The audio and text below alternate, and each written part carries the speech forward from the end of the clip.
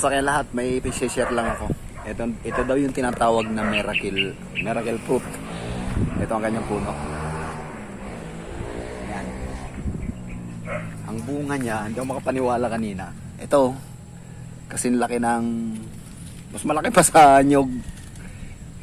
Yan, kaya tinukuran. Ayan, may tukod. Ngayon lang ako nakakita ng tinatawag na miracle fruit. Ayan ang kanyang bunga. Teka, babalik na rin ko lang yung camera. Ito yung bunga ng miracle fruit.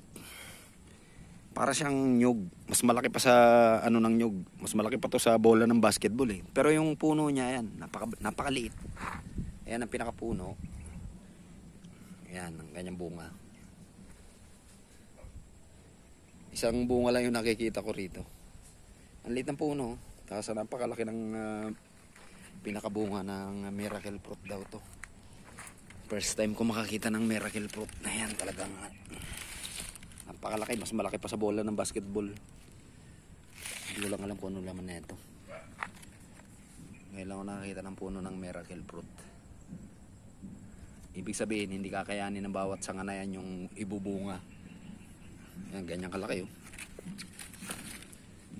Parang bola ng ano, mas malaki pa sa buka. Pinakamalaking nyog.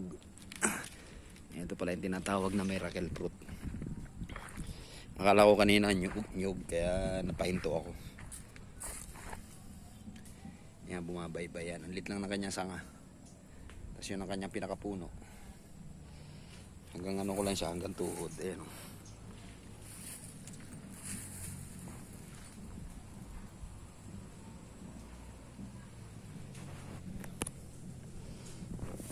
Hindi ko lang alam kung ano tawag sa inyo sa ganitong klaseng mga prutas na ito.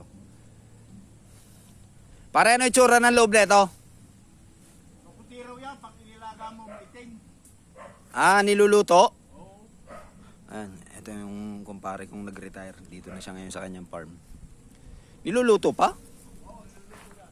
Niluluto pa raw eh.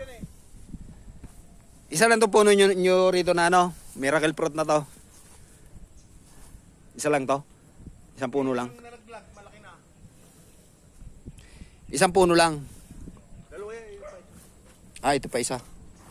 Ah, ito pa isang puno. Kaya lang wala pang bunga. Parang hindi kakayanin ng bawat sanga isang bunga eh, no? Kinakalang tukuran.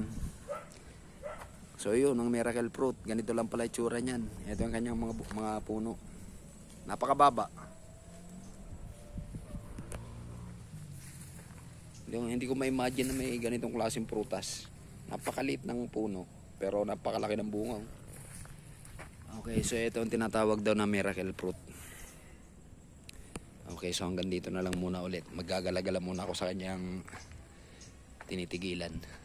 Daming bunga ng bayabas. Oh. Nabaliwala lang nila. Kinakain na lang ng mga ibon-ibon. Eh.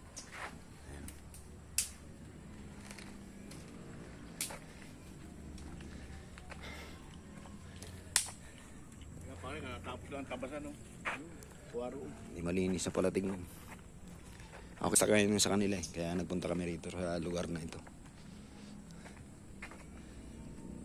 Dito siya naglalagi sa kanyang mini farm. Mga dragon fruit yun. Sisimula pa lang siya magtanim.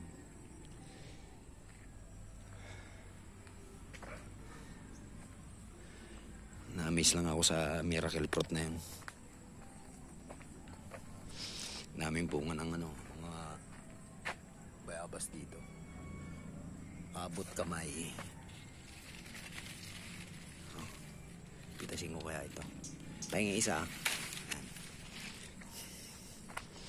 Nangingi ako ng isa. Pero yung may-ari nando doon. Okay, dadaanan ulit natin itong miracle fruit na ito. So yan ang miracle fruit. Hawiin natin yan. Talagang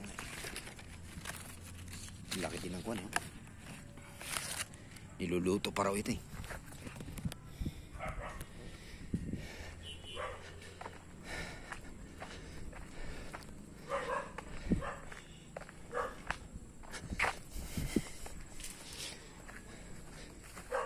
Yung isang kasama ko kasi nag-retire.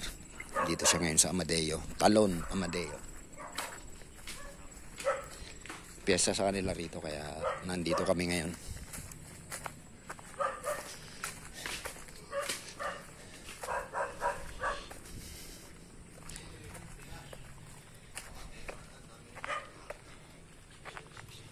Kakaiba rin yung kanilang papaya rito, mga bilog.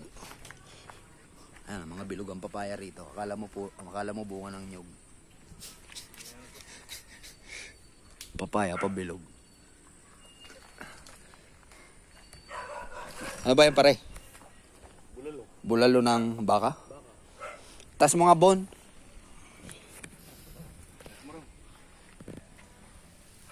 Itong pupulutanin namin mamaya.